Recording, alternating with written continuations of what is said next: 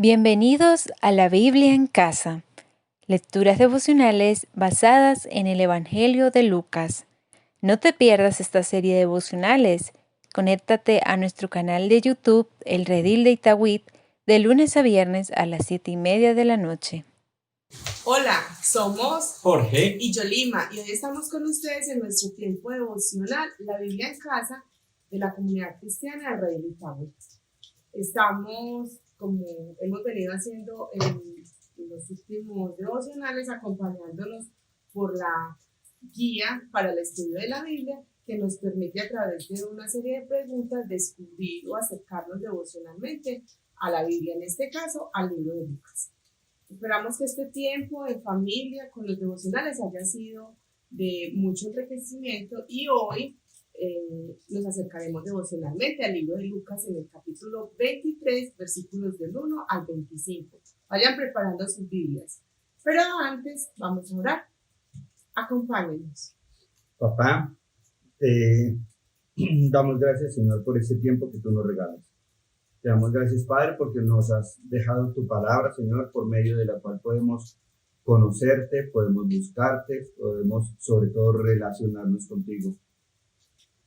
Porque tú eres un Dios vivo, un Dios grande, un Dios bueno, un Dios misericordioso, porque tú quieres relacionarte con nosotros, Señor, y es a través de tu palabra que lo haces. Ponemos este tiempo devocional, Señor, en tus manos. Te pedimos que seas tú dirigiendo, Señor, que seas tú guiando, que seas tú tomando el control, Señor, y revelándote en medio de nosotros, Señor, y a través de tu palabra. Para que sepamos, Señor, cuál es tu voluntad, cuáles son tus planes eternos con nosotros, Señor. En el nombre de Jesús te lo pedimos. Amén. Amén. Bueno, como les dije, vamos a acercarnos devocionalmente al libro de Lucas, capítulo 23, versículos del 1 al 25. Acompáñenos a leer en la Nueva Versión Internacional.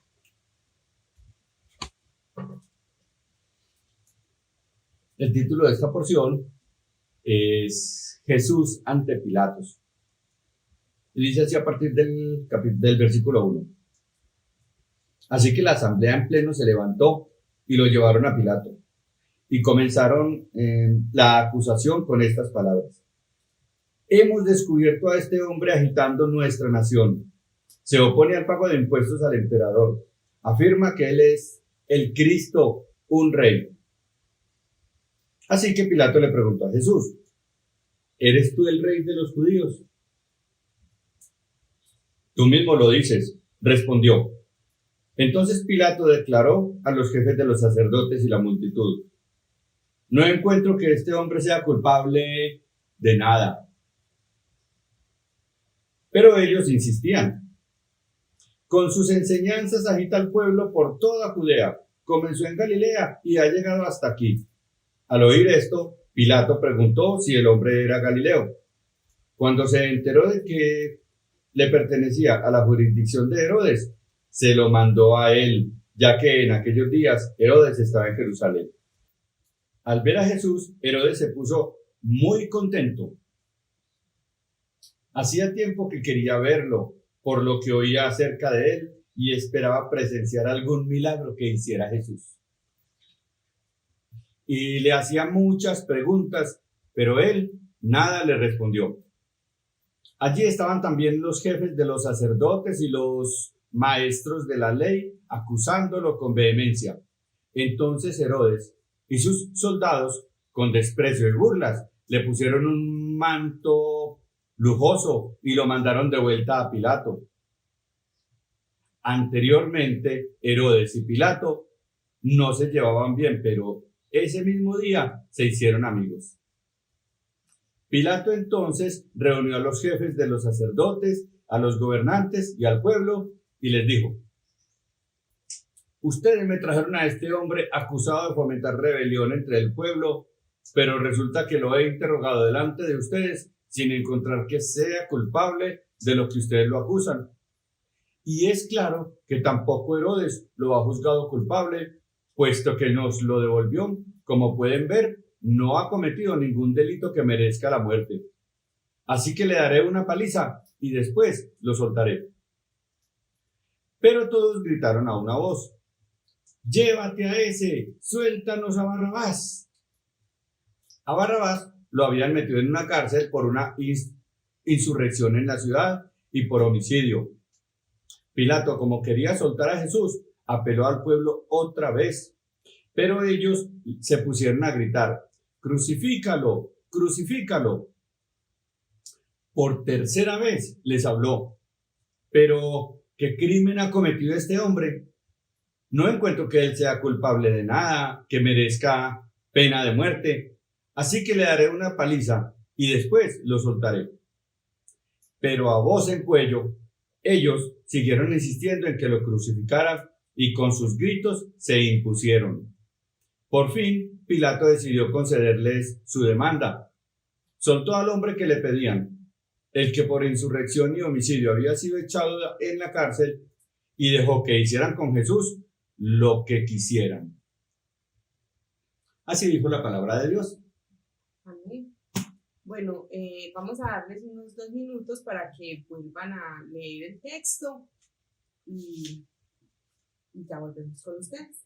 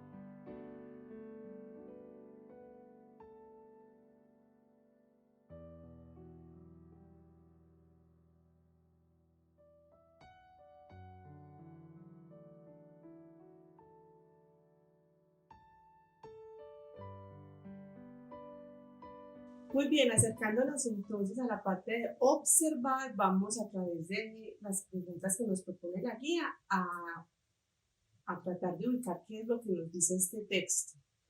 Así que vamos a hacer la primera pregunta. Yo pregunto. Listo, tú preguntas. ¿Dónde y en qué tiempo sucede la historia? ¿Qué conocemos acerca de este lugar? Esto sucede en Jerusalén. Son los acontecimientos previos a la crucifixión y muerte de Jesús. Como el gobierno romano no le daba autoridad a los líderes judíos para ejecutar a los criminales, entonces estos líderes no tenían autoridad para ejecutar a Jesús. Y por eso los líderes religiosos enviaron a Jesús a Poncio Pilato, el gobernador romano, para poder realizar sus planes de matar a Jesús. Ellos podían esperar un resultado favorable de Pilato, pues ya lo conocían, él era famoso porque era cruel, despiadado, insensible. Le gustaban las ejecuciones, no le importaba si no tenían juicios o no había condena. Lo más normal sería que ellos pensaran que Pilato iba a sentenciar a muerte a Jesús. Bueno, y entonces, ¿quiénes son los personajes principales en esta historia? ¿Qué dicen? ¿A quién se lo dicen? ¿Qué características tienen estas personas? Vemos en el texto, en esta porción, que obviamente participan Jesús, unos gobernantes, Pilato y Herodes. También está la asamblea. La asamblea está conformada por toda la multitud. Están los jefes de los sacerdotes, los maestros de la ley y en general está la multitud. ¿Y cómo reaccionan entonces estas personas? ¿Cómo reacciona Jesús? Jesús. Jesús no hizo ninguna defensa majestuosa, importante, no se defendió, no realizó ningún milagro para salvar su propia vida. Con este milagro les demuestro que yo soy el Mesías y me dejan tranquilo. No, no hizo nada. En cambio, con Pilato, ¿qué hizo con Pilato? Le dio la misma respuesta, una respuesta simple y seca que ya le había dado al sumo sacerdote Caifás cuando Caifás lo interrogó. Le dijo, tú lo has dicho. Cuando Pilato le preguntó, ¿tú eres el rey de los judíos? Jesús solamente le respondió, tú lo has dicho. Por el contrario, con Herodes fue distinto. Él estuvo siempre callado. Herodes era un príncipe que solamente buscaba saciar su propia curiosidad. Y Jesús no le satisfizo pues su necesidad o su deseo de calmar esa curiosidad. Bueno, y entonces, ¿cómo reaccionó, por ejemplo, Pilato? Pilato fue sarcástico, pero también fue irónico y displicente. ¿Por qué? Porque le preguntó si era el rey de los judíos. ¿Cuándo? Después de verlo golpeado, aporreado, humillado. Entonces esa pregunta fue más como con sarcasmo y con ironía. ¿Y cómo reaccionó Herodes? El único interés de Herodes, como lo dijimos hace unos segundos, era mirar si todo lo que decían de Jesús era verdad, era de pronto sorprenderse con un milagro, con una señal maravillosa que le hiciera Jesús en su presencia. Definitivamente lo único que le interesaba era entretenerse, que Jesús lo entretuviera, pero ante el silencio de Jesús, entonces lo que tuvo que hacer Herodes, la única opción que le quedó fue entretenerse él mismo, burlándose de Jesús junto con sus soldados. ¿Y los jefes de los sacerdotes y maestros de la ley, cómo reaccionaron? Estos son un grupo maravilloso. Ellos sabían que a Pilato no le iba a interesar la acusación de blasfemia. Por eso se crearon 3 acusaciones falsas. Una primera acusación fue que dijeron que Jesús pervertía la nación. Eso significaba que Jesús era un revolucionario, que Jesús estaba como en contra del sistema romano. La segunda, dijeron que Jesús prohibía dar tributo a César. Y eso era como incitar al pueblo a que no pagara los impuestos. Sabían que por ese lado a los gobernantes romanos eso como que les iba a pesar mucho. Y eso también fue una falsa acusación. La tercera falsa acusación fue que Jesús se autoproclamaba como un rey de los judíos, negando la autoridad del César. Cuando Jesús decía que él mismo era el Cristo, entonces ellos aprovecharon eso para decir, vea, le va a quitar el puesto al César. Bueno, pero yo quiero preguntarte a ti, ¿cómo piensas tú que reaccionó la multitud? Bueno, la multitud rechazó a Jesús. Ellos estaban aclamando que fuera liberado Barrabás, que había sido hallado culpable de delito. Era un terrorista, era un asesino, pero aún así la multitud aclamaba que se liberara Barrabás para que fuera crucificado y condenado Jesús. Como una tradición para complacer al pueblo, era costumbre que en la Pascua liberaran uno de los prisioneros condenados a muerte. Entonces ellos buscaban más como entretenerse y digamos parte del show. Prefirieron que liberaran a Barrabás en vez de preferir que liberaran a Jesús. Pero ¿cuál es la relación entre esta historia y los textos que vienen antes y después? En el texto anterior, Jesús es escarnecido, es azotado, es maltratado, es torturado.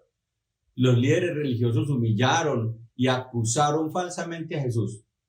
Al mismo tiempo, Jesús les declaraba que efectivamente Él era el Cristo y que se estaba cumpliendo lo que ya estaba escrito de Él.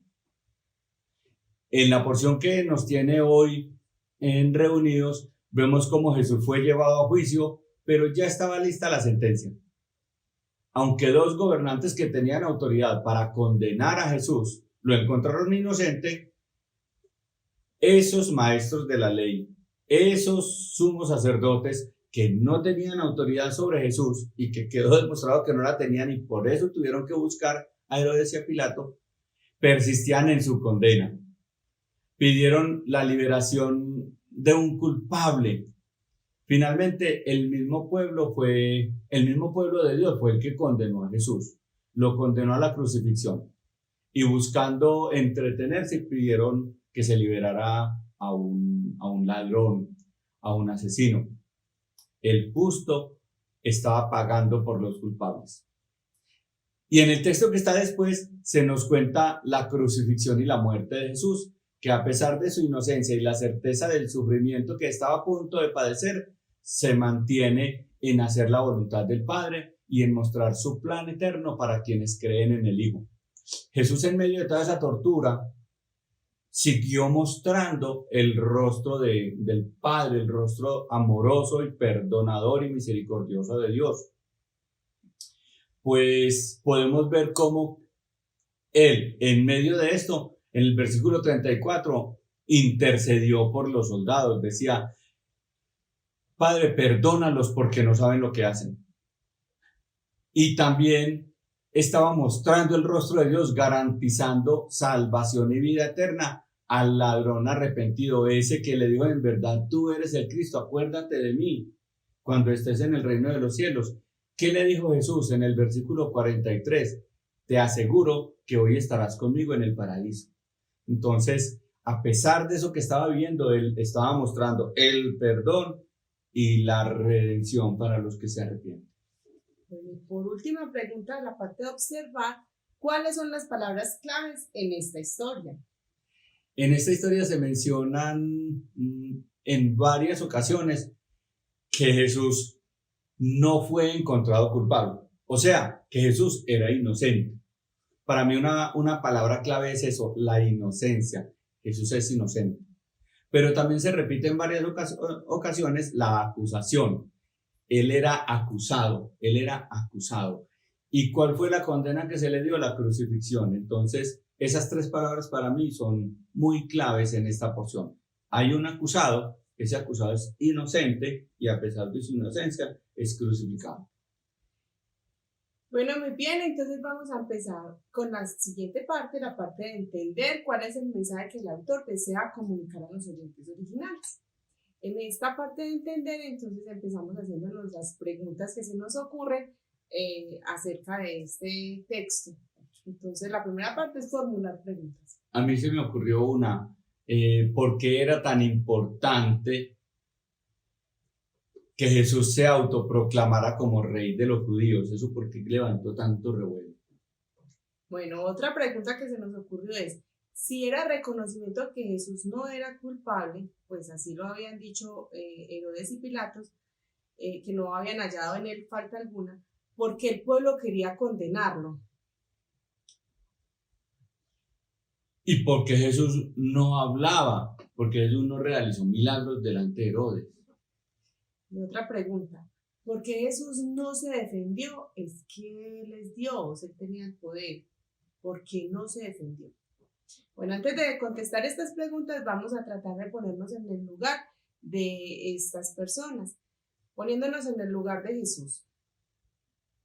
Jesús conocía su destino, por eso en vez de intentar defenderse o de realizar algún milagro para mostrar su poder y que Él era el Hijo de Dios, le dio a Pilato la misma respuesta simple que ya le había dado al sumo sacerdote.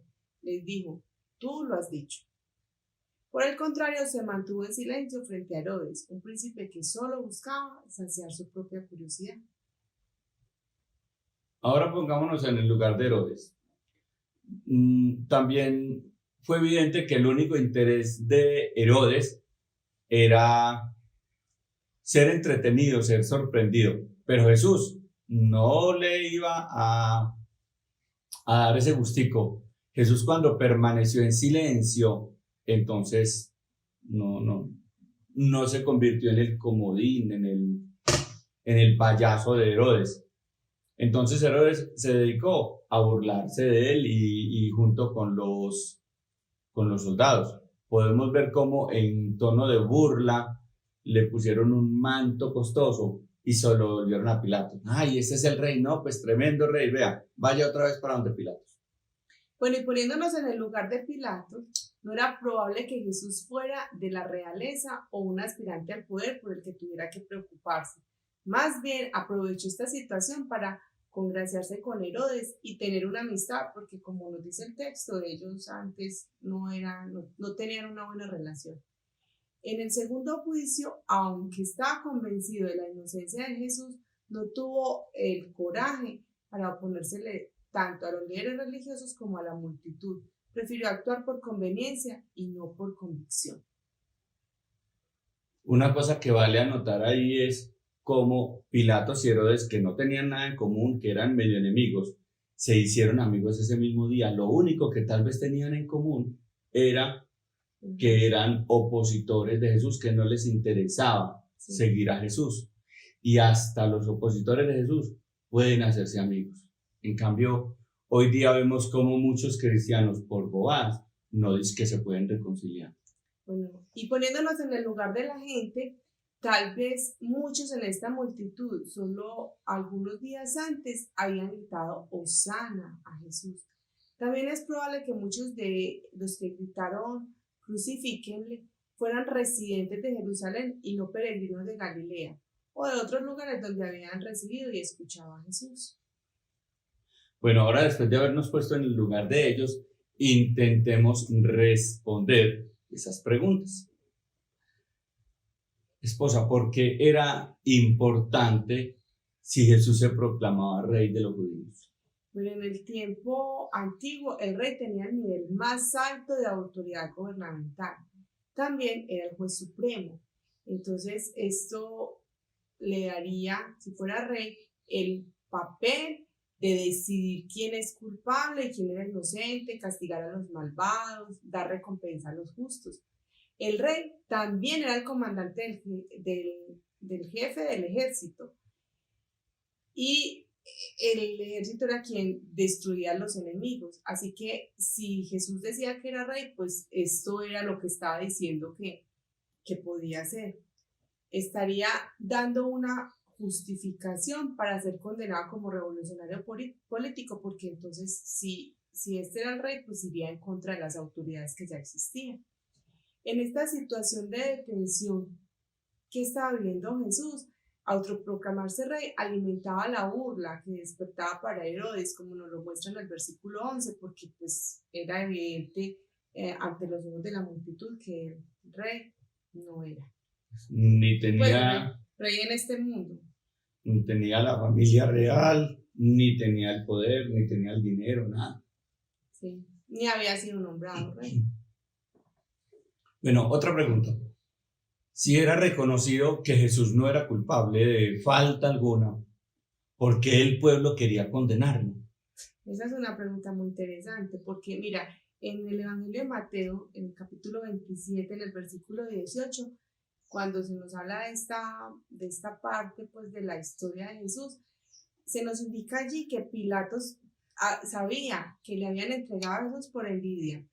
Se le acusó de blasfemia por autoproclamarse con el poder de perdonar pecados, atributo que solo le pertenecía a Dios. Esto era lo que decían los líderes religiosos. Jesús muere con el cargo de blasfemo, pero los judíos Jesús muere por ser condenado bajo el cargo de blasfemia que le habían otorgado los judíos. Siendo un hombre común, se hacía pasar por Dios. Y con el cargo de revolucionario político ante las autoridades romanas.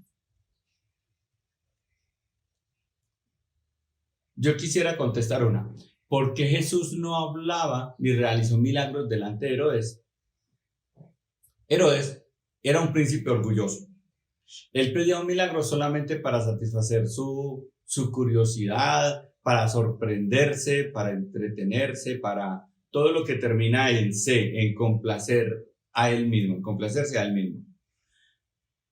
Herodes podría haber visto a Cristo y sus prodigios en Galilea. En muchas ocasiones, él, siendo el gobernante, podía haber ido a donde él quisiera y donde se sabía que estaba Jesús, él pudo haber ido a verlo, pero no quiso, no se tomó el trabajo de ir. Por lo tanto, por esa razón fue rechazado por Jesús. Jesús sabía que Herodes no se interesaba realmente en el ministerio o en lo que estaba predicando Jesús, sino solamente en él, en entretenerse a sí mismo. Bueno, y la última pregunta, ¿por qué Jesús, siendo Dios, no se defendió? Jesús se sujetó a la autoridad humana reconociendo que esta autoridad estaba siendo usada por el Padre para que se cumpliera el plan de Dios para nuestra redención. Él sabía muy bien para qué había sido destinado. En el Salmo 2, en los versículos 2 y 6, dice que se levantarán los reyes de la tierra y los príncipes consultarán unidos contra Dios y contra su ungido. Pero yo he puesto mi rey sobre Sión, mi santo monte. Nos habla cómo esto iba a suceder. Bueno, y en varias partes de la Biblia. Entonces, de acuerdo a esto, la idea principal que nos deja este texto es que Jesús no cometió pecado alguno. Aquí nos deja este texto como claro que él no fue hallado culpable. Él fue condenado por un pecado que no cometió y los que merecían ser condenados fueron liberados. En este caso el ejemplo es Barrabás. Sí, el pecador pagó por, el que no tenía ningún pecado pagó por los pecadores, para que los pecadores podamos gozarnos el premio del que no tenía ningún pecado. Eso es el misterio de la doble sustitución. Jesús tomando nuestro lugar para que nosotros podamos tomar su lugar de santo delante del Padre. Muy bien, entonces vamos a poner en práctica esto que hemos aprendido en pasos concretos para andar en rectitud. La primera pregunta de esta parte de poner en práctica es: ¿de qué forma este texto podría impulsar tu relación personal con Dios? Nosotros pudimos reconocer que Jesús es Rey en nuestra vida, que Jesús tiene el nivel más alto de autoridad. No hay una autoridad superior para nosotros que la de Jesús. Bueno, y lo que dice este texto, ¿qué consecuencias tiene para tu relación con el mundo y con el prójimo? Bueno, voy a contestar yo. Ver las autoridades terrenales como autoridades permitidas por Dios y sujetarme a ellas por obediencia al Señor, teniendo presente que en mi relación personal con Dios puedo interceder al Padre para que estas autoridades obren con justicia, porque Él también es autoridad sobre las autoridades terrenales. ¿Y qué verdades nuevas encontramos en este texto? Bueno, en este texto vemos cómo Dios cumple su plan y usa las situaciones humanas para glorificar su nombre. Me recuerda la promesa de Jeremías 29:12, porque yo sé muy bien los planes que tengo acerca de ustedes. Bueno, ¿cuáles acciones deberías comenzar a poner en práctica? Bueno, yo debería empezar a confiar mucho más en la palabra de Dios para la toma de decisiones. Este texto ni los gobernantes ni el pueblo acudió a la palabra de Dios. Se nos muestra en esta palabra que ninguno era como pendiente de qué decían las escrituras para tomar decisiones. Al pueblo le interesaba divertirse. A los gobernantes les interesaba quedar bien con el otro gobernante y con el pueblo. A los maestros de la ley les interesaba quedar ellos como los buenos y sacar por un lado el obstáculo que se les estaba presentando. Entonces, todos actuaron más bien con emociones y también actuaron por conveniencia, sobre todo por conveniencia, pero ninguno actuó conforme a la palabra de Dios o consultando la palabra de Dios. Bueno, ¿descubriste algo por lo que quisieras agradecer a Dios? Por la justicia que Él ejerce sobre nosotros, que es una justicia totalmente llena de misericordia. De la misma manera que Barrabás, yo merecía morir, pero el Señor tomó el lugar de Barrabás y también tomó mi lugar. Y eso es un motivo como para agradecerle al Señor. Entonces, ¿qué tal si empezamos a orar con el acróstico CASA? C de confesión, A de adoración, S de súplica y A de agradecimiento con lo que este texto nos ha mostrado. Así que los invitamos a orar. Papá, iniciamos, Señor, confesando nuestro pecado. Te pedimos perdón, Señor, por las veces que no hemos reconocido a tu Hijo Jesucristo como Rey y soberano en nuestras vidas. Te pedimos perdón, Señor, porque en muchas ocasiones nosotros nos ponemos como soberanos sobre Jesús y no es así, Señor. Te pedimos perdón, Señor, cuando no acudimos a tu palabra, Señor, para tomar decisiones, cuando menospreciamos tus enseñanzas y cuando menospreciamos la autoridad que tienes en nuestra vida. Perdónanos por eso, Señor.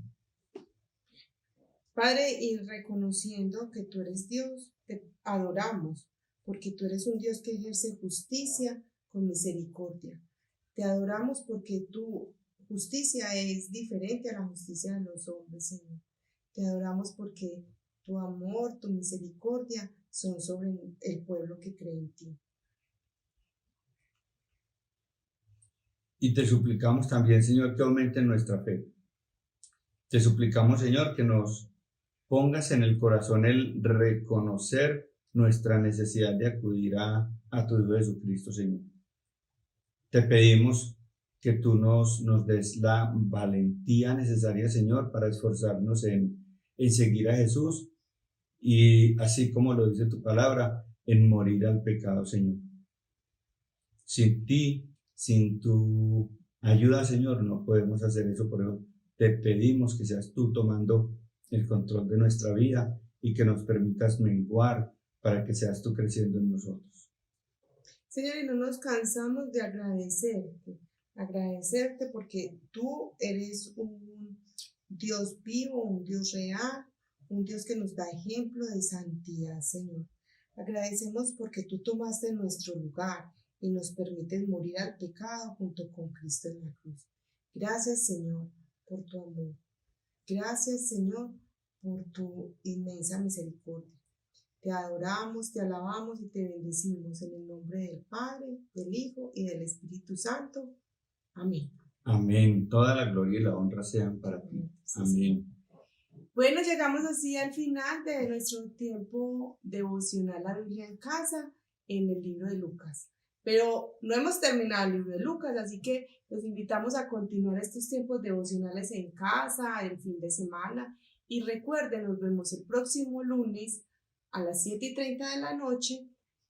Y el próximo miércoles en vivo a las 7:15. Pero no quiere decir que martes, jueves, sábado no vamos a hacer el devocional. Cada uno juicioso en la casa haciendo el devocional. Ya tenemos por las redes y por diferentes espacios la programación para cada día. Entonces no nos quedemos, no nos atrasemos. Y el próximo domingo también acompáñenos en el servicio dominical. Bueno, el Señor les bendiga. Chao. Chao.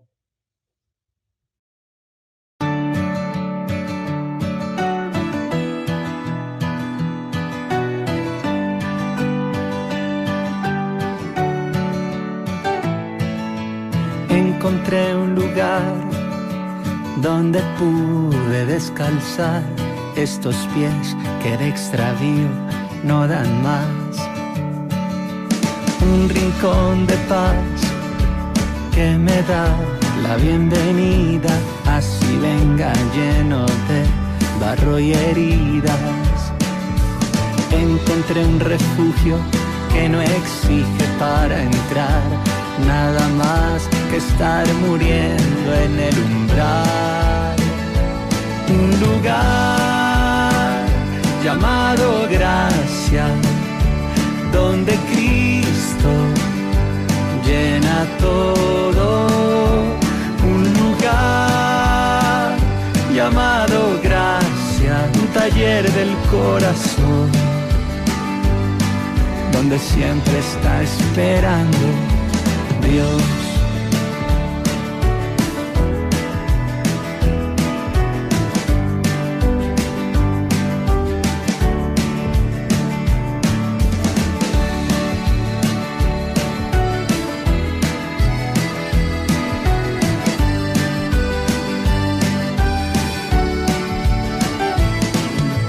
Encontré un abrazo que se niega a reprochar, un silbo apacible en medio de la tempestad, un fuego encendido, un pan y un vaso de vino, un lugar para los pobres y oprimidos.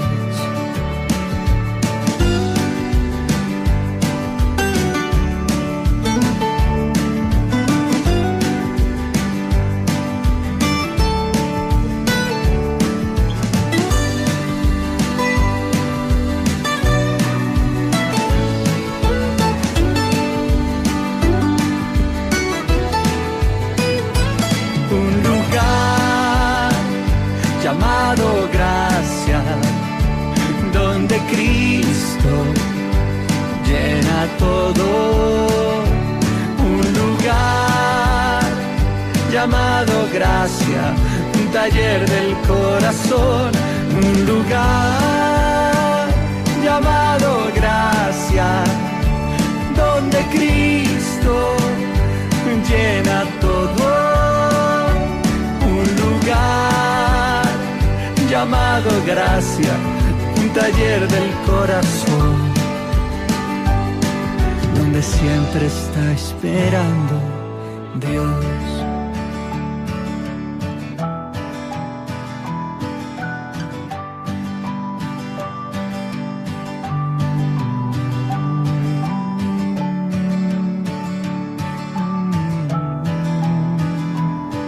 Donde siempre está esperando, donde siempre está esperando Dios.